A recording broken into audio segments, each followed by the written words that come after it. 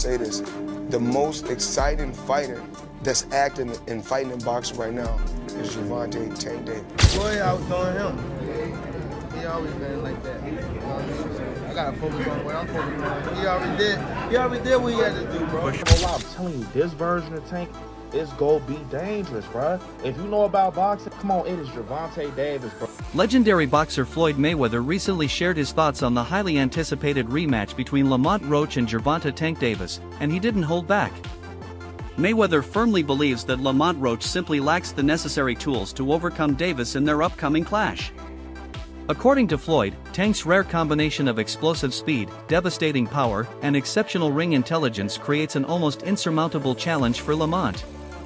Floyd explained that Roach's fighting style and technical skill set are simply not built to handle the intense pressure and adaptability that Davis brings to the ring.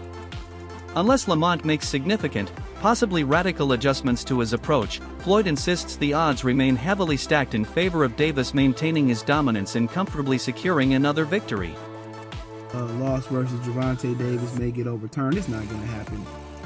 Apparently they said that PBC, the production went out so they couldn't do a replay, and they have replay in New York, and that's why they're not going to overturn this. Boxing never goes back to overturn anything. They don't investigate any corruption as long as their money good.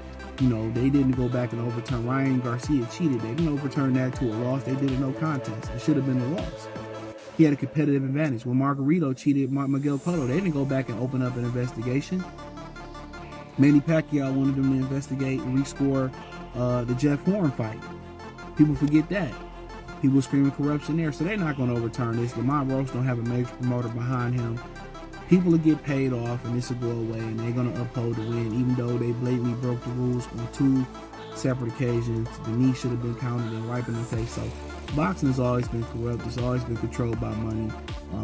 It's one of the inorganic, if that's a word, sports of all time. This is a secret Lamont Roach knows. Tank can go get you if you're running away, because Tank is very good at knowing the distance where he has most leverage on his punches. If you think about Mike Tyson is strange to say, but he wasn't great with his power when he was very close on the inside. Mike Tyson was a mid-range puncher. That's why Mike Tyson could go in from a distance and step in and knock you out. But when y'all close, Mike Tyson didn't really have all his power in there. Neither does Tank. So if you're backing up, Tank can go get you. Other than that, Tank has to counter you. That's how Tank knocked out Rody. That's how Tank knocked out Ryan Garcia. That's how Tank hurt Mario Barrios and started that shit, that snowball. That's how Tank knocked out Leo Santa Cruz. That's why Tank talks so much. He needs you. From the very beginning of Gervonta Davis's career, his relationship with Floyd Mayweather was complex and layered. What initially appeared to be a mentorship slowly evolved into something far more restrictive. Many insiders observed that Mayweather's involvement gradually limited Davis's ability to make independent decisions, with Floyd often steering critical aspects of Tank's career, from fight selections to public image management. Instead of helping Davis carve out his own unique legacy, it seemed Mayweather was subtly molding him into a reflection of himself, all while maintaining firm control from the shadows. This dynamic created tension, as Davis's growth appeared increasingly overshadowed by Mayweather's persistent influence. Adrian had the weigh-in. So from his weigh-in, they meet us at the food spot. So from there, we go to the gym. So remind you, they already got this set up. Floyd already got it set up. He already posted on Instagram. It probably was like 100 people in there, and he turned the heat up. That's what Floyd do. He turned the heat up in the gym while you're in there. So he turned the heat up. Boom. We spar. But while we sparring, Floyd is in the ring. Like every time I'm punching, Floyd like grab my hand, like yank it back, whereas though I can't even punch Devin. So it was times that like I catch Devin, boom, or I'm about to swing and Floyd like yank my hand back, or he'll push me to the ropes. Like he was actually like touching me while we were sparring. Like why? Like, he was, because it was like Devin was his guy, because Devin was training at his gym at the time. So, and he was training with his father. So, Devin was on. I mean, Floyd was on Devin's side. Sounds so like that's a conspiracy to me. Yeah, but later down the line, probably about like a couple months. No, this was recently. Not recently, but probably like 2 years ago. I asked Devin to like come to like spar me. He was like, "No, I ain't no sparring partner." I had somebody hit him up that was close to him. Gervonta Davis has openly addressed the difficulties he encountered under Mayweather's mentorship, especially when recalling certain moments during sparring sessions with Devin Haney. In one particularly memorable session, Davis was dominating Haney, showing clear superiority, when Mayweather abruptly stepped in and halted the action. According to Davis, this wasn't an isolated incident, it became part of a troubling pattern where Floyd's intervention seemed to favor Haney while restricting Davis's opportunity to fully showcase his abilities. Even in private sparring environments designed to foster development, Davis often felt obstructed, as if his potential was being deliberately capped by the very person who was supposed to elevate him. This persistent interference planted seeds of frustration and a sense of betrayal in Davis. Floyd, I was doing him. He always been like that. So I gotta focus on what I'm focused on. He already did what he had to do, bro. I ain't gonna lie. Me, if I did what I like what he did in the sport, I ain't gonna lie, I'd be the same way. Yeah. You know what I mean? So I don't follow him for like stand to himself and things like that. You know what I mean? But it's also a part of me type thing, like come back and help too. You know what I mean? So it's much love to the whole Mayweather promotion. You know what I mean? Ain't no bad blood type of shit. And a lot of people think like when I be tweeting on Instagram, I be mad. I just be talking. Initially, Davis saw his relationship with Mayweather as a valuable mentorship, a chance to learn from one of boxing's greatest minds. However, as time went on, that perception changed. Davis began to feel that Mayweather's involvement was less about offering guidance and more about maintaining control. Floyd, known for his sharp business instincts, seemed to ensure that every major decision in Davis's career, from fight negotiations to media strategies, ultimately protected Mayweather's own interests. Floyd's grip over Davis's path became increasingly suffocating, and as Davis matured, he recognized the extent of this manipulation. Over time, this realization led to mounting resentment and mistrust, and their bond began to deteriorate, with Davis actively seeking greater independence. First of all, Floyd don't never want to see no one like a fighter do better than them. Why the say Terrence Crawford should fight Benavidez? That don't make no fucking sense. He don't never want to see nobody be better than him. I'm telling you. Next in line. This will be next in line. Is there like The last question, guys. is there like a love-hate like Yeah, fighter? yeah, I love the fighter. Like, I ain't gonna lie, if he was like chill, like he'll be the smoothest. But he's not. You know what I mean? He's a great fighter. And my bad. And you're good, man. And he, cause I don't want to say like he's just a scumbag, but it's like. He's a great fighter, and sometimes he can be good, but it's like it's always I'm this. Floyd Mayweather has long harbored doubts about the true power and legitimacy of Davis's knockout ability. However, recent footage of Davis's training has started to challenge Floyd's skepticism. The video showcased Davis engaged in intense, high-energy drills, delivering explosive combinations with a sharpness and precision that visibly caught Mayweather off guard. Witnessing this evolved version of Davis forced Floyd to reconsider his stance, as it became evident that Tank was now a far more dangerous and refined fighter than even his former mentor had anticipated. These developments have made it increasingly difficult for Mayweather to deny Davis's growth and current readiness to dominate. When is Gervonta Davis going to go somewhere in the pound for pound? Anui deserve to be in the pound for pound? Absolutely. Do Terrence Crawford deserve to be in the pound for pound? Absolutely. But what about Gervonta Davis? He deserves to be somewhere also in the pound for pound. Why don't they give him that credit? Because he was affiliated with me. Many boxing analysts believe that Tank Davis's underwhelming performance against Lamont Roach in their first fight was less about Roach's abilities and more tied to Davis's internal battles.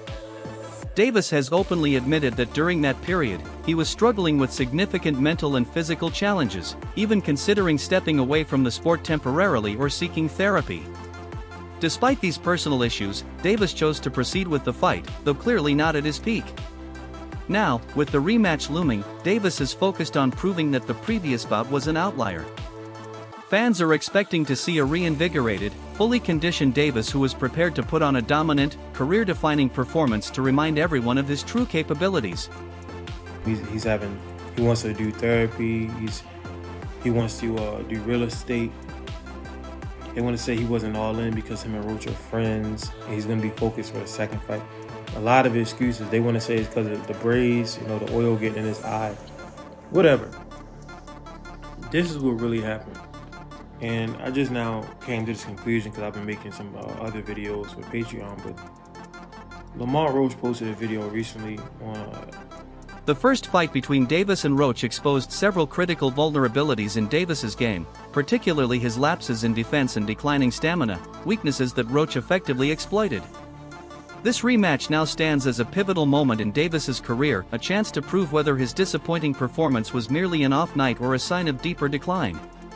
With some questioning his punching power and questioning whether he still possesses his once feared sharpness, Davis is stepping into this fight with more at stake than just victory. He's fighting to re-establish his dominance and silence those who doubt him. Adding to the stakes is the public, highly contentious split between Davis and Mayweather Promotions. Their separation wasn't a quiet, professional parting, it was explosive, filled with public disputes, veiled jabs, and heated disagreements over Davis's need for more freedom and transparency. This breakup made it clear to fans that their relationship had been deteriorating long before it formally ended. When Floyd left Bob Arum, it's good for them to do it and become their own boss. And then if another guy does it, it's not good for the sport. He's disloyal. And what's wrong with Tank saying he want to be his own boss? And honestly, I've been there. The relationship between them two is very toxic. It's a toxic relationship. It's up and down and up and down. And I'm not going to elaborate to everything that I know, but it's a very toxic relationship. And that's why when I tweet stuff, I don't tweet often, but when I tweet, I may fire off 50 tweets in the day. And that's why when I tweeted certain things about the relationship, Tank retweeted it because he knows. Like, I'm not just gonna say what it is. It's a very toxic relationship. It's back and forth. And I think it will serve him best to go and be. Some boxing experts argue that the widespread excitement over Lamont Roach's victory in the first fight may be exaggerated. According to those close to the situation, Tank Davis went down not because of a direct knockout punch, but because he suffered a temporary vision impairment after grease accidentally got into his eyes. This detail significantly alters the narrative, suggesting that Roach's win may not have been as dominant as many believe. Now, Davis is preparing to return to the ring as a far more dangerous and laser-focused fighter, warning the boxing world that this improved version of himself is a serious threat who cannot be overlooked. People keep saying like Lamont dang near like beat Tank like clean, like basically like we seen it, like yeah, he did Tank that one, but like Tank was limping out the ring. Bro, he didn't even get over on Tank for real. Y'all only saying that because Tank took the knee. And when Tank took the knee, it wasn't how like Ryan Garcia was when he took the knee once Tank went to his body. It was like, dang, like, let me take the knee and get right back up. Can you do that in boxing? No. But y'all can't say that basically that, oh yeah, he won because of the knee. That shows that people just want to see Tank lose, bruh. Cause y'all betting y'all money on basically Tank losing because of that knee. Yes, it was a good fight. Yes, I'm not gonna lie. Lamont was defending himself like he's skilled. But bro, he ain't walk all over Tank. Tank, bro, if y'all go back and watch the highlights, I just watched the highlights last night. Them last couple of rounds, bro, Lamont was balled up. Tank was literally, he was trying, like you could tell Tank was like, dang, I waited too long. So he was trying to throw some stuff like to make sure he get that one blow, but it didn't work. So that's why they doing that rematch so they could start over from scratch, round 1 to round 12. We gonna start over clean and let's see what's going on now. Now y'all wanna be saying, oh no, man, I ain't gonna lie. At the end of the day, the first fight is what matters. No, it don't. Tank, look, he real enough to say, hey, bro, let's do a rematch. Now, if he ain't do a rematch, it's like, oh yeah, something going on. Nah, hush, hush. Hey, Calvin, step to the side. Let me get somebody else right now. I'm gonna be hush. Let me get back in the gym and put my hat on. What's particularly striking is that even some of Davis's harshest critics and those typically opposed to him are now predicting a decisive victory for Tank in the upcoming rematch. The general consensus is that Davis is now fully locked in and entirely focused on this fight, unlike the distractions that clouded his preparation before. This time, his entire energy is directed at Roach, which many believe will lead to an undeniable, career-reviving performance. Additionally, after the controversial refereeing in their first bout where Steve Willis was accused of favoring Davis, Roach's camp has strongly demanded a new, impartial referee for the rematch. The aim is to remove any shadow of controversy and ensure that the outcome is decided purely by the fighter's skills and effort inside the ring. Well, obviously, the part with the grease in the eye, that took on a life of its own, you know what I'm saying? That was a headline in the fight. One is, what did you think when he said that initially, just like the grease in the eye? But two is like, when you was in the fight, was there any point that you saw that? Like, did you see like him kind of messing with his eye, or did you have any indication that that was something that was bothering him? No, see, and that's the thing. If you look at the whole fight, he was never bothering his eyes before you jabbed him. Before I jabbed him. Even that right hand that, like, you know what I'm saying, that kind of landed, he kind of rolled with it. But after that, you can see him wipe his eye. And then, right after I hit him with the jab, you can see him wipe his other eye. So it's like, it was corresponding to which hand that I punched him with and exactly which eye. So it's like crazy for him to say, it's grease in my eye. And I think even when he say that, you could see me, because I'm right beside him, you can see me like, nigga, what you talking about? So, but you say you don't think he willing though. Whatever. See, but who cares? Like, sweat gonna get in your eye, blood gonna get in your eye, spit fucking around and get in your eye. You know what I'm saying? But it's not like you can be like, all right, time out, ref. Hold on, ref. You can't do that. Right. Would you be cool with Steve Willis doing the next fight? Hell no.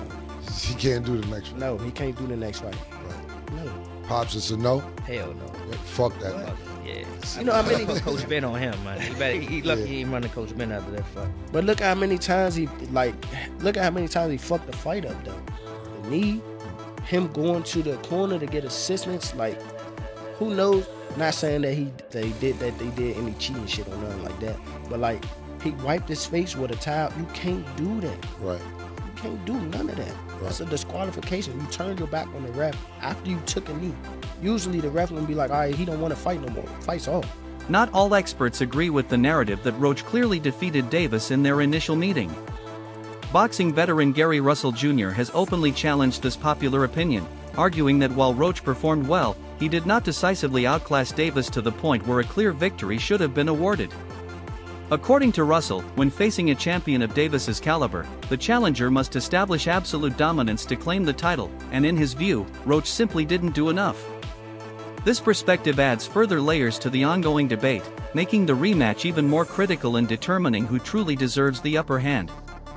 100% correct. Personally, I had Gervonta Davis up a round. Because whenever you have rounds where nobody's doing anything, I'm not just going to do what most people do, and especially people that don't like Gervonta Davis, which is just give the round to the other guy because Gervonta Davis didn't manage to knock him out that round. Okay, so this is Gary Russell Jr. clearly saying, man, no, I don't think Lamont Roach won that fight. You also had Al Bernstein, and Al Bernstein, I'm telling you, is a very, very straight, fair guy who I don't know if he was on that call, but he used to work with Showtime. I don't know if he was on there. I don't recall if I heard him. I think it was Rolly Ronaldo that was calling it. But Al Bernstein, who was a very, very objective person, said, hey, look, no. Sorry to break it to you, but Gervonta Davis won that fight. Yeah, Lamont Roach put up a really good fight, but Lamont Roach was not dynamic. He did not do anything to really separate himself from Gervonta Davis. He just kept it equal. He just tried to keep it even the entire fight. Jeff Mayweather offered a critical assessment of Tank Davis's performance against Lamont Roach, highlighting key areas where Davis appeared to fall short. Jeff observed that throughout the fight, Roach was the busier fighter. He landed more punches, maintained a faster pace, and controlled the tempo, which pushed Davis into a defensive position. This was uncharacteristic for Tank, who is usually known for his aggressive control and knockout power. Jeff was particularly surprised by Davis's struggles, suggesting that Roach's relentless work rate may have been enough to justify a win. This observation has reignited debates about whether the judge's decision accurately reflected what unfolded in the ring, adding to the intrigue of the upcoming rematch. That's the worst decision I think I might have ever seen. I don't know how that's not a knockdown. But anyway, thoughts on the overall fight first, Jeff? think that it was a good fight on both sides, and I do think that Roach actually won the fight. I thought he outworked Tank. Thought that he threw more punches than Tank. It seemed like Tank was fighting like he always do. It just seemed like he was just waiting for him to figure out whoever was in front of him like he always do, and then go to work. But this time when he went to work, the guy went to work back. So, I mean, he had somebody that was firing back at him the same way. I think the commentators and most of us at home thought, kind of the same thing. You thought Roach would bank some of those early rounds to prepare for the onslaught later. And when it didn't really happen, it was pretty even. We said, well, this is going to be a one-sided fight. But yeah, it never happened. And Roach, through the latter half of the fight, actually seemed to do better than the first half. I thought he did good pretty much all the way through the fight. I mean, there was a few rounds where he didn't do that well, but I mean, I thought he won the fight clearly. I mean, I didn't see Gervonta really the Gervonta that I know. I mean, I'm a big Gervonta fan, but I didn't see none of the Gervonta that I'm used to seeing. Boxing analyst S. Waka has also weighed in, believing that Lamont Roach's performance in the first fight wasn't just competitive, it was a clear demonstration of superior boxing. Waka pointed out that Roach's tactical discipline, precision, and composure throughout the fight exposed critical gaps in Davis's defense and stamina. Although the official decision did not fully recognize Roach's apparent edge, Waka insists that seasoned boxing analysts could plainly see that Roach outboxed Davis. For Waka, the scorecards didn't tell the whole story, and the rematch now serves as an opportunity to either confirm or challenge that interpretation in a more conclusive fashion. They should have counted that point against him. Do you think Lamont Roach won, or do you think it wasn't enough? It could be considered a rightful draw, but I also lean towards that Lamont Roach won that fight. I believe he won the fight simply because he outclassed the champ.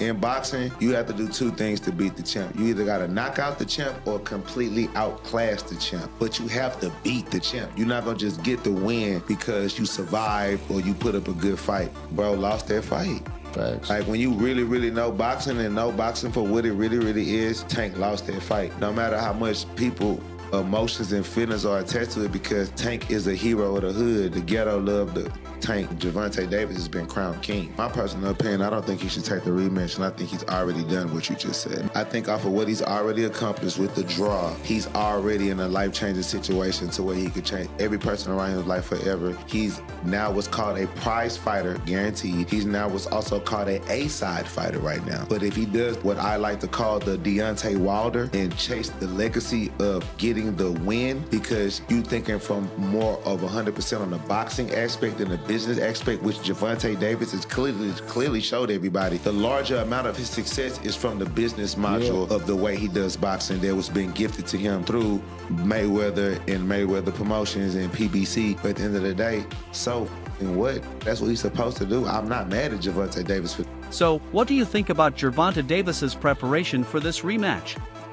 Is he truly ready to reclaim his dominance, or will Lamont Roach once again rise to the occasion? Share your thoughts. Don't forget to like, share, and subscribe to our channel. For more exciting videos, make sure to hit the bell icon and stay updated. Subscribe to Boxing Hub now for all the latest in boxing.